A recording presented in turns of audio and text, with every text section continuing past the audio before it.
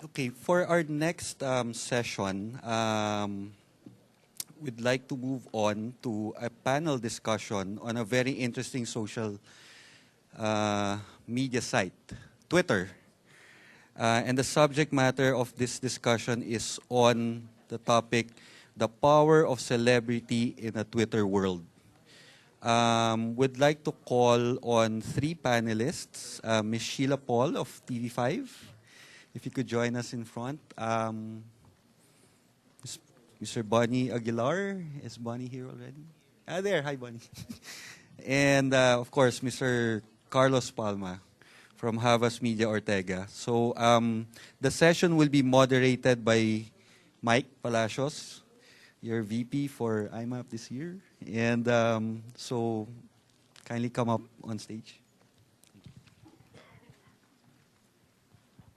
Hey guys, grab a seat.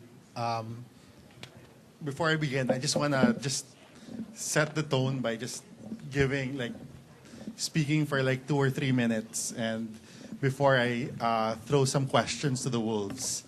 What I want to talk about today was the notion of how the notion of celebrity has changed in the digital age. The concept of brands engaging recognizable personalities to help move products is really nothing new. I mean, that's been happening forever. One thing that has changed, I think, is that previously celebrities needed a vehicle to go public. Like, for example, a concert tour, a mall tour, a news feature, an ad campaign, or being on a noontime show. So they had to have something that was going on. But today, thanks to the power of everything, the Twitter, microblogging, Facebook, celebrities no longer need that vehicle. They can reach the public anytime and on their own terms. And this opens up new opportunities for them to monetize independently. Already we have several aggregator networks that are operating in this market that can sell celebrities' Twitter rights on a cost per tweet basis. Just like any Twitter presence, their potential value can be quantified based on number of followers, what their engagement rates are like, what sentiment is kind of happening with them. Tremendous reach seems to be possible. So when Ann Curtis tweets something to her 5-point-something million followers, that is potentially a very big deal. But there's a flip side. What we know in the brand space about social media is that consumers can also reply or react on their own terms. It becomes easier for a public to turn on to or deflate an erring celebrity, regardless of how carefully crafted an image they maintain. So just ask Miley Cyrus or Tiger Woods. There's also the notion of authenticity and potential overexposure. At what point will people tune out yet another fast food, telco, or beauty plug? A careful balance perhaps needs to be struck between keeping the fan and turning them off. Finally, we need to bring the discussion back to ROI. At the end of the day, can engaging Twitter celebs generate real value for a business? Or does what happened on Twitter stay on Twitter and kind of exist in a vacuum on Twitter? So we have a lot to discuss in the next half hour. And our panel over here, we have Sheila Paul of TV5, we have Carlos Palma of Havas, and we have Bonnie Aguilar, Head of Media for Globe Telecom. So we have a pretty good panel. So I will, are you looking at the digital value of your the celebrities that you work with and tap as endorsers? Yes, that's already part of how we evaluate a celebrity to be an endorser of Globe. We check on the Twitter followers and the influence, because you can check the sphere of influence of the celebrity. Just to share an anecdote, I think the telco brands, particularly us and our beloved Smart, we kind of pioneered in the use of celebrities on Twitter. And for us, it started on December 2011 when we were supposed to launch iPhone 4S. Because that was the time that Smart got the franchise for iPhone as well. And that's the time that the war on Twitter between our endorsers started. And the idea from our end came about because Vice Ganda is one of our endorsers. And at that time, we already had about close to 1 million followers on Twitter. So we're saying, okay, now that it's a war between Smart and us on iPhone, how can we get incremental reach when we cannot use TV as a form of advertising for iPhone because that's part of the Apple guidelines. So we use social media to generate reach, and we used Vice Ganda to do that. And the way that we did it was, and it was really a gamble on our part because at that time, we took a chance of doing a promo on Twitter wherein we said, Vice Ganda said, I'm going to raffle off the iPhone that was given to me by Globe. And my God, it just went crazy online. I remember that. Yes. And then I think a day after, Smart did their own. So it was the beginning of the Twitter war between us. So that was to me the defining moment wherein we realized the value of celebrities on Twitter. Wow. Sheila, you guys are in the business of kind of, as a TV network, you're incubating your own talents, incubating your own celebrities. Kind of like, does digital play a part in that? Kind of like how they're utilized? Yes, definitely. Digital is really an integral part of how we build up the celebrities. So, of course, we have different kinds of celebrities. First, we have the entertainment types who have TV shows. And then we also even have news and sports personalities as well. I mean, it already feeds into what goes out on TV. When you're watching a newscast or you're watching sports, you'll already see their Twitter handle there. And that didn't used to exist many years ago. And for our entertainment personalities, we always cross-promote. Like, for example, the celebrity with the more Twitter followers will try to interact with the one with the less Twitter followers, especially if they're doing a show together. And that kind of brings up the Twitter following of both people. Wow. And even for our websites and all our online digital properties, etc., every time that you have, a celebrity feature there, you will always talk about, who they are on Twitter, on Facebook, on Instagram, or whatever, because it's really all part and parcel now of how people really interact with these celebrities.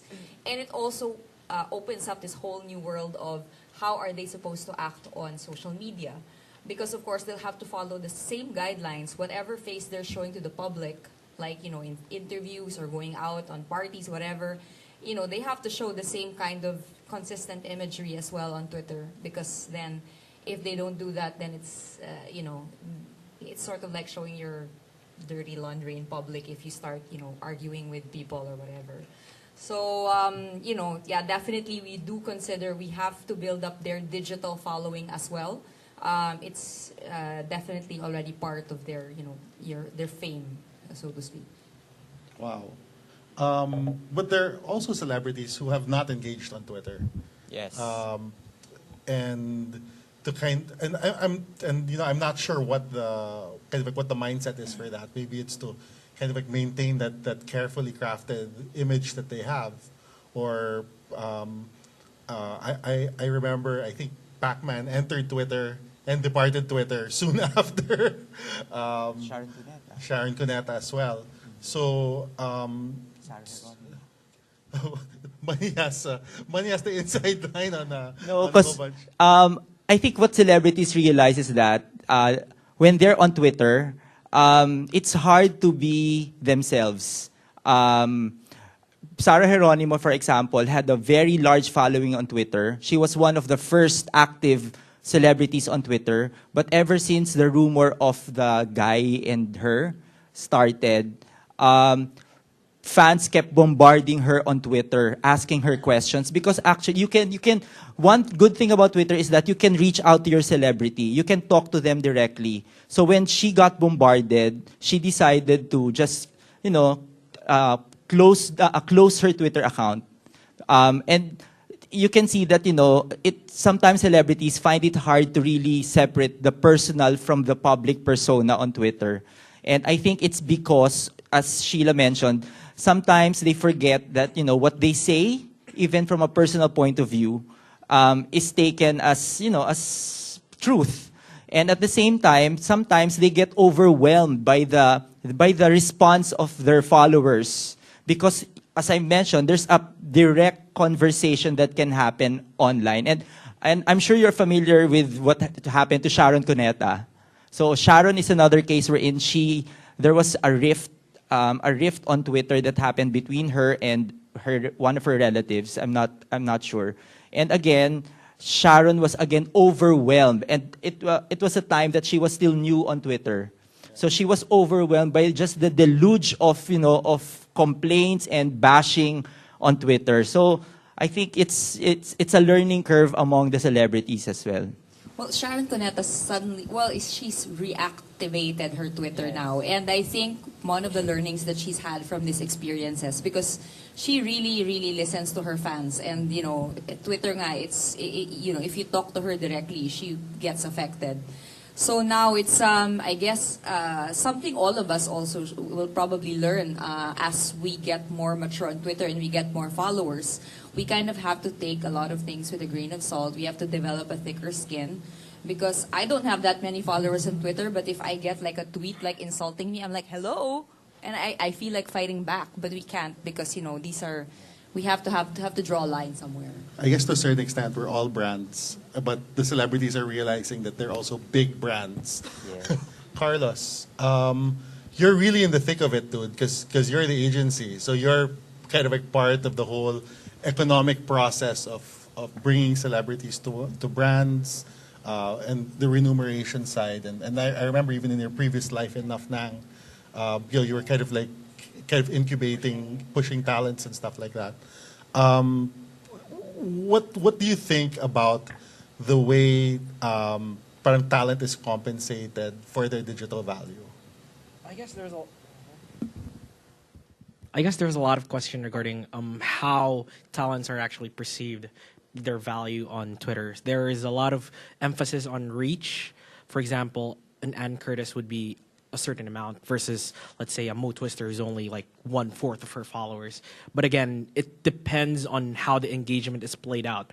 Some people look at it as cost per tweet, cost per reach, cost per follower. But because of the prevalence of a lot of fake accounts on Twitter, there is a lot of question regarding, is it a reliable source, the number of followers people have. There's been a lot of rumors circulating in the industry about buying followers for certain celebrities, especially if they're trying to beef up their number of endorsements. Because the more endorsements you have, the more you're perceived to be popular, and that in that way, the more influence you exert over the medium. So, I guess on our case, the way we judge how to engage a celebrity is the number of in terms of tweets, maybe the number of engagement in terms of offline and online. So we want translation and fulfillment between the brand and the followers of the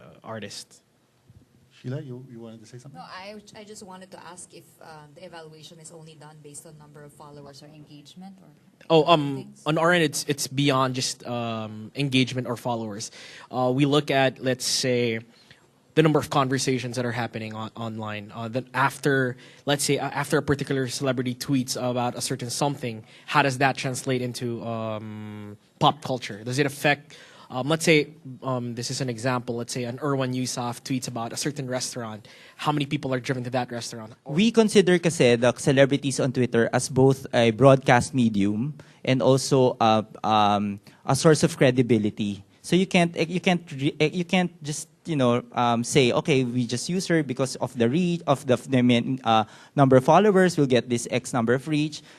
Sometimes it doesn't. It's not the be all and end all. You also need to consider the credibility of the endorser or of the ambassador. That's why the guiding principle from our end is to make sure that whenever they tweet it based on how they would tweet it. It's not based on how we would like them to tweet it.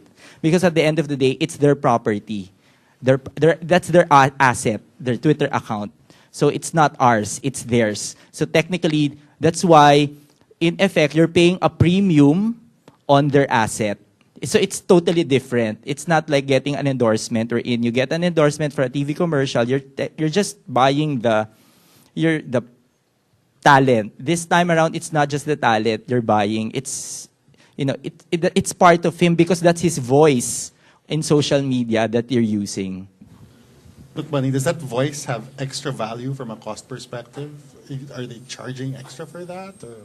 Yeah, I just wanted to ask. I think the most prudent thing to do is to package, for example, to package an endorsement on Twitter and social media with everything else. Because if you're just gonna pay an endorsement on on Twitter, it's really gonna cost you an arm and a leg. Because even if it takes nothing, the investment the investment of the talent is nothing. It's just a tweet, and he tweets anyway. So, and there's really no benchmark in the industry on what is the right amount to pay a talent. So I think the most prudent thing to do is to package it. So for example, package it. So you get Carlos Palma as my endorser. So I'll make sure that he has 1 million followers, but I'll use him for other media. For example, radio, print, TV. Then I package it. I think that makes more, it drives more efficiency, especially from an advertiser. And probably a consistent story that's PR. Yes, well. yeah. I think also the selection of the celebrity anyway for a certain brand has to fit the brand as well. I mean, for example, you couldn't get an endorser to talk about, a telco brand when maybe he's not tech savvy or that he or she is too old or whatever, different, something that's a bit consistent, and then it would work with everything else, all the other media, because Twitter fits into our life as a whole, not just like it's not a small part of it. So the celebrity should also incorporate the brand into their life, and then that's a more consistent and authentic story. Yeah, I think what I like to use as an example is like when you perceive value. When you look at the best example that I use when people ask me about this is that let's say I have a friend. He has about 1,000 followers, and I follow him. And let's say I follow another celebrity. Let's say it's a foreign celebrity. They have about 10 million followers or 2 million or 5 million. When they tweet about the same thing, the perceived value for, let's say, the 10 million is worth a certain amount. But then when my friend tweets it, the perceived value should be lower because he has less followers, but then he has more influence over me. So it's always a question of valuation of the influence over a certain group. Now, admittedly, there are advantages when engaging with high number celebrities, but there's also value in engaging small number follower celebrities. But again, their influence is really high over the certain group that they occupy. Carlos, have you tried applying, conversion analysis to Twitter or something? Like, does it translate into web traffic, or is that even something that we should be doing at this point? There are a lot of tools online right now that'll analyze the estimated reach of a particular tweet and influence. The best way to do it, I guess, not the best way to do it, but the most common way to do it would be to just treat Twitter as if it's media. There's an estimated number of impressions delivered of a particular number of tweets. And that in itself is the way they measure ROI. And they put a certain value over, let's say, 10 billion impressions over 10 tweets or something. But again, it's up to your own metrics. What do you measure in terms of when you engage this celebrity? How do you measure the success of a campaign? Let's say, just so that, let's say McDonald's, they engage a particular celebrity to tweet about delivery at 12 midnight every night. And deliveries increased by 20%, even though the reach was really, really low. But because of the timeliness of the message and the availability of the product and the conversion of sales, then McDonald's can actually rate that as a success. And you can define your own ROI. For example, if you define ROI in terms of like lead generation, so you can craft your social media strategy so that whatever the tweet is, it should lead to a lead. So it should generate a lead for you. So you can measure it and bash it against, okay, so what was the reach of this celebrity? What's the influence What's the influence of the celebrity, and how does it generate? How did it generate leads for you? So you really can measure certain stuff on using social media. I think it's measurable, definitely, but it's still not going to be the biggest driver for for something. It has to work as part of a bigger marketing mix. I guess one of the things that, I mean, for us as well, although we're not a brand, we also use our celebrities to promote the TV shows, which we consider little brands as well. And it's not always that if people are talking about it on Twitter and it's trending on Twitter that it will translate to ratings. I mean, that's what we've found. And although I know that, for example, Nielsen is doing some kind of measure to see the, how those two things interface. If people are talking about it on Twitter, will it rate on TV? That's one thing. So it will definitely increase your awareness. Like Carlos said, you just measure by number of impressions. You may be able to get, be able to track how many leads were generated. But it's still part of the bigger marketing mix that you need out there in order to get success or whatever the total ROI of your product is or your brand. Okay. I'd like to open the floor to questions for the panel. Anybody there want to? Oh, Manny, game. Go for it. You get to use the front one. Basic question. When you utilize talents as your brand endorsers, right? When do you get in when the tweet becomes a backlash? So it created negative sentiments. When does a brand come in, or how do you tell that? Since, let's say, they're the endorsers, how would they manage in converting the negative sentiments? Is it the brand that has a crisis, or the endorser? The celeb has a created crisis? a damage to the brand. Ooh, okay, because of the tweet, or like was found in the bar with another dude? I mean, it's just a hypothetical thing that if, for example, Justin Bieber then says, I like Coke, but he used it in a different context that created a backlash. When do you get in? I remember this. There was a bit of a backlash with BlackBerry in the U.S. when they got Alicia Keys as their parang endorser, iPhone. and then it turned out she was tweeting from with iPhone as the referrer data. So, what happens with something like that? Well, unfortunately, it has never happened to us. It's the other way around. Okay, for us, I honestly, I don't know how to manage it. If you ask me, I really don't know how to manage it. But the flip side of it is that sometimes we are very conscious of when we ask a celebrity to tweet something, we make sure that we arm the celebrity with all the information once he gets or she gets bombarded with questions about a specific service or product that he or she tweeted on our behalf, because it's unfair for the celebrity that he suddenly becomes he feels so inutile because he can't answer a question and he's supposed to be an ambassador of the brand. So that's the flip side of it. Now the other flip side of it, fortunately for us, it has never happened. But I think there are certain ways wherein you can guarantee that it should not happen. For example, you need to really orient because it's a two-way partnership with the celebrity. You really need to orient the celebrity with regard to what's at stake for us and what's at stake for the celebrity. Okay, because at the end of the day, it's more complicated than having him appear on a TV commercial or a print ad because it stops there. And the thing is, with a TV or a radio commercial, sometimes the celebrity evolves into what you want. With Twitter, you cannot evolve the celebrity because, like I mentioned, that is his asset. So he knows what's at stake as well. So I think it's just a matter of making sure that you understand the stakes involved between the two of you when you go into a relationship and you ask the celebrity to tweet on your behalf. Well, my answer is that it falls under. My answer is that it falls under digital PR, and I think Donald's giving a talk on the other. No, but I'm kidding. But it has happened. I have had experience with crisis on Twitter.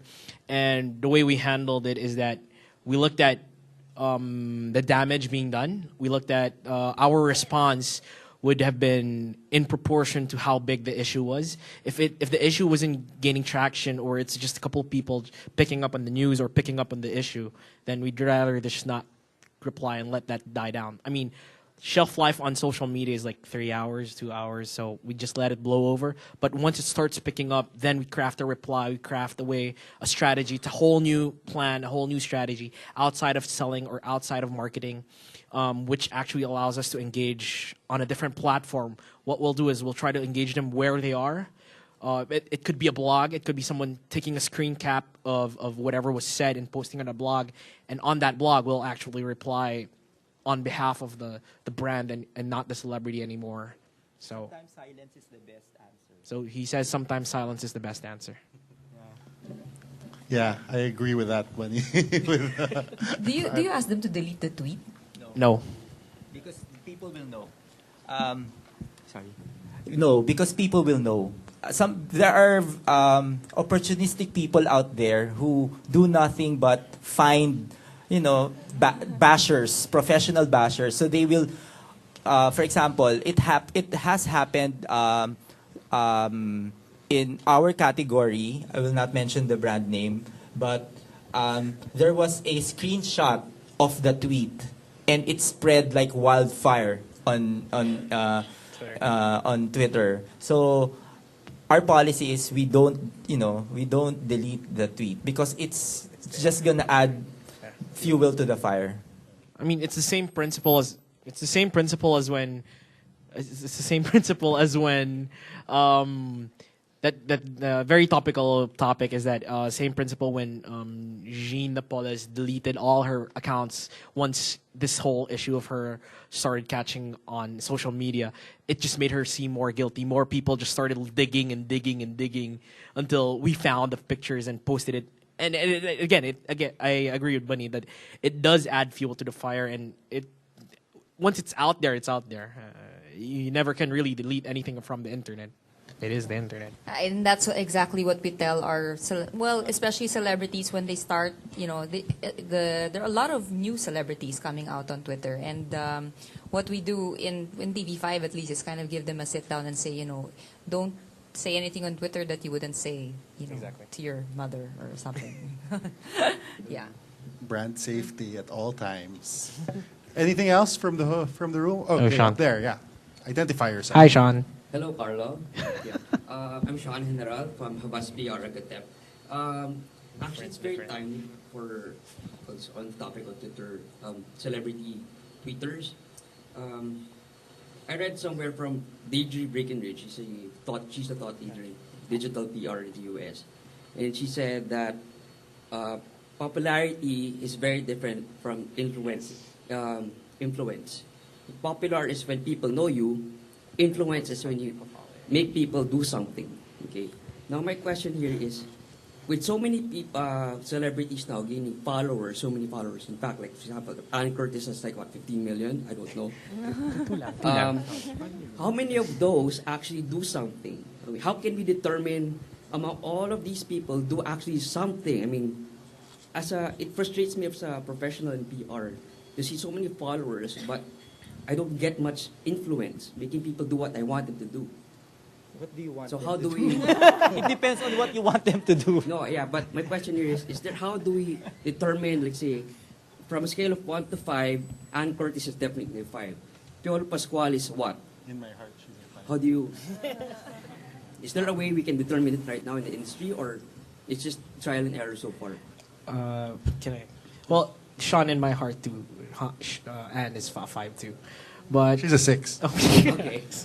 But yeah, I agree that there is no tried and tested way to really gauge on who will make people do certain things. Yeah. Again, we have certain influencers who have millions of followers, but again, cannot make things trend at all, or cannot make people go to the department store and buy whatever they're selling. Yeah. Again, a lot of it is finding the right match between the influencer, the product, and the message, as well as the content. So it's a whole ecosystem that you have to look at. A lot of experimenting is indeed part of it, and I guess it will always be a part of it because there will always be ways to make for people to make money on social media. And I guess on my end, it's really just finding that match. If I can make, let's say, from one tweet, if I can make, let's say, 10 people buy something, that is something very, I think, something we can gauge. I think the action you want out of a celebrity on Twitter is conversation. So that's what you want because that is what Twitter is all about. You converse with people you don't know, with people you know, with people you follow. So I think that's the action you want. That's why in influence you also measure positive and negative sentiments. So it's important. For example, it's important that when you're doing something, you want people to converse about it. So you ask, for example. My case a while ago was Vice Ganda to tweet about iPhone 4S because we wanted conversation around iPhone 4S. And having conversation around iPhone 4S will give us the reach and also will give us the influence that we want on social media. So that is the action that we want, conversation. More specifically, what we want is positive sentiment towards what we're doing. But if you want them to jump, you will never know if they're going to jump. Diba? Or if you want them to kill themselves, you'll never know. I mean, so I think you really need to think of what is the actionable action you want out of what you're doing and what the celebrities can do for you. And celebrities, kasi when they do something, it's being talked about. I'm sure if Claudine had a Twitter and she said she was bashed by her husband, I'm sure it's gonna explode on social media. So it's really conversation. I have a second question, actually. Go. Right now, we're all talking about metrics, performance-based. But actually, there are 40 metrics online, okay? And I'm trying to make sense of all of these 40 metrics online, okay? The thing is, how, as an industry, this is actually directed to Carlo, as an industry, how do we actually have a standard formula? For example, okay, my desired objective is to generate sales. Do we have a formula already made? No, I mean, if there's a formula to get sales increase, I think that person will be very, very for rich. metrics, This would KPIs. be a half-hour I think conference. I think it'll be a whole conference. Yeah. But I think this is same for both of us because we both work with Havas. In Havas, we have this metric called the meaningful brands. Yeah. We want to measure how a brand is meaningful to its consumers. And I guess depends on who you're talking to and what their metric is internally as well as the client's metrics. So for us, if the question is me, I would always say how meaningful is that brand to its consumers. Like for example, Globe is our client, and we strive to make Globe meaningful to its subscribers. Yeah, I agree because I'm trying to persuade my clients to veer away from ad values because ad values don't really have much say on influence itself. I mean, it's an intangible thing. The way I influence somebody is different from the way Ann Curtis talks to you. You know, if Ann Curtis tells you to jump, you'll definitely jump. If I tell you to jump, you get crazy. I wouldn't. Again, that's why you need the consistency of story. Okay, thank you. Anything? All right. Hi, I'm Tobe from Your Beloved Smart. Hi, Tobe. I have a question.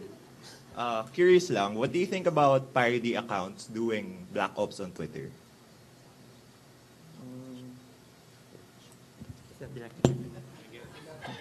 I think it's a necessary evil. I think it's a necessary evil. I say that because at the end of the day, it's a strategy that can be used by a brand so that you influence positive or negative sentiment not just on you but on your competitor. So if it's a strategy that a brand thinks it's effective, then why not? It is still about influence. It is still about, driving conversation online. So it may not the means may not just the end may not justify the means, but I mean it's still a strategy. I think parody is a big problem. I think if authenticity comes into play there, so if insert name of super real person here with a lot of followers says that I had a serious problem with an airline or something like that. That's a real story with real credibility. But if it's an account with that's not a real person or something like that, it's you always take that with a grain of salt. Actually, I think parody accounts make it fun, and the internet is supposed to be fun and not taken seriously. And sometimes we get quite happy when our campaigns even get picked up by the parody celebrities of other networks, because it makes it kind of funny, right? And that's Twitter is supposed to be. I think that if I were talking about something really seriously on Twitter all the time, I would be kind of a boring, account to follow. Okay, so with that, I think we're pressed for time. Thank you so much, guys, and let's all give them a quick hand. Thank you, big hand, and follow them all on Twitter.